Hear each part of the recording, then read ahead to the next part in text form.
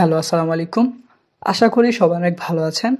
আজকে আমরা কথা বলবো এমন কিছু মানুষকে নিয়ে যারা হচ্ছে চাকরির পাশাপাশি আসলে ব্যবসা করতে চান। তো অনেকের মাথার মধ্যে আসে যে আমি যেহেতু চাকরি করছি, আমি যে টাকাগুলা কামাচ্ছি সেই টাকাগুলাকে আসলে জীবিত রাখতে হবে।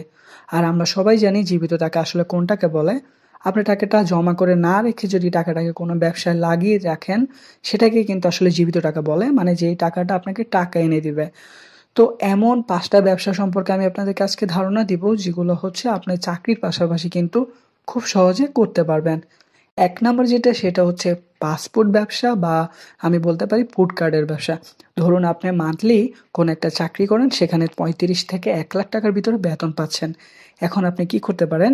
কিছু কর্মী নিতে পারেন, তাদেরকে দিয়ে আসলে একটা ফুড কার্ডের ব্যবসা শুরু করতে পারেন। ২ নাম্বারে আমি যেটা বলতে পারি সেটা হচ্ছে আপনারা যারা চাকরি করে থাকেন, অনেকে কিন্তু চাকরিটা সারাক্ষণ কাজ থাকে না। যেমন ধরুন হচ্ছে যে ২ নাম্বার আমি যেটা নিয়ে কথা বলব সেটা হচ্ছে অনলাইনের ব্যবসা। এটা কিন্তু চাকরির পাশাপাশি খুব সহজে করা যায়।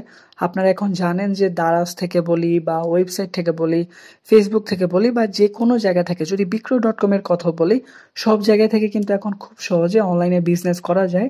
তো আমি আপনাদেরকে আসলে এটা বলব যে যদি আপনারা চাকরির পাশাপাশি কোনো ব্যবসা করতে চান, অনলাইনের ব্যবসাটা কিন্তু আপনার জন্য অনেক বেশি কার্যকরী হবে। ৩ নাম্বার আমি যেটা বলব সেটা হচ্ছে ফ্রিল্যান্সিং। আসলে অনেকে করে কি যারা হচ্ছে চাকরি করে, ধরুন আপনার চাকরিটা হচ্ছে সকাল ৮ঃ০০ থেকে রাতের ৮ঃ০০ পর্যন্ত। অনেকে থাকে, অনেকে যাদের হচ্ছে বিকালবেলা চাকরি শেষ হয়, অনেকে দুপুরবেলা শেষ হয়। আপনারা চাইলে কি করতে পারেন? ফ্রিল্যান্সিংটা করতে পারেন। আপনারা যেহেতু চাকরি করছেন, আপনারা টাকা কামাচ্ছেন, সেই টাকা দিয়ে একটা কম্পিউটার নিতে পারেন। কিছু কোর্স করতে পারেন অবসর সময়। ৪ নাম্বার আমি যেটা বলব সেটা হচ্ছে চাকরির পাশাপাশি করতে পারেন। সেটা হচ্ছে কম্পিউটার দোকান বা একটা ফটোকপি দোকান রাখতে পারেন। এটা কিন্তু চাকরির পাশাপাশি করা যায়। আপনারা ভাবতে পারেন অনেক কিছুই কিন্তু আসলে করা যায়। আমি এগুলোর কথা কেন বলছি? এগুলো হচ্ছে স্মার্ট ব্যবসা, যেগুলো হচ্ছে চাকরির পাশাপাশি করলে আপনার সেই পার্সোনালিটি নষ্ট হবে না। আপনি একটা শপ খুলতে পারেন যেখানে হচ্ছে কম্পিউটার থাকবে। তারপর হচ্ছে প্রিন্ট মেশিন থাকবে। কম্পিউটারের কাজগুলো করায় নিতে পারবেন। একজন লোক রাখতে পারেন। তাছাড়াও হচ্ছে আপনাকে বলতে পারি, যেমন হচ্ছে খাতা কলম বলেন, বই খাতা, ফাইল যেসব দোকানে রাখা যায় এসব জিনিস রেখে কিন্তু ব্যবসা করতে পারেন। এক কথায় হচ্ছে আপনি একজন কর্মী নিয়ে আপনি কিন্তু যেকোনো ধরনের কিন্তু আসলে ব্যবসা দিতে পারবেন চাকরির পাশাপাশি। ৫ নাম্বার আমি যেটা কথা বলব সেটা হচ্ছে ইউটিউবিং। চাকরি করছেন আপনি, চাকরি করে তো আপনি টাকা কামাচ্ছেন। তার পাশাপাশি আপনি যখন বাড়িতে আসবেন প্রত্যেকদিন চেষ্টা করবেন একটা করে ভিডিও YouTube এ আপলোড করার জন্য। আপনি ভাবতে পারেন আসলে আমি কি নিয়ে কাজ করব?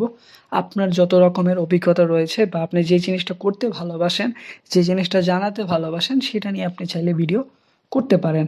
সো এই ৫ টা টপিক রয়েছে যেগুলো হচ্ছে চাকরির পাশাপাশি যদি আপনি ব্যবসা হিসাবে নিয়ে থাকেন, তাহলে খুব ভালোভাবে আপনি আপনার চাকরিটাও করতে পারবেন।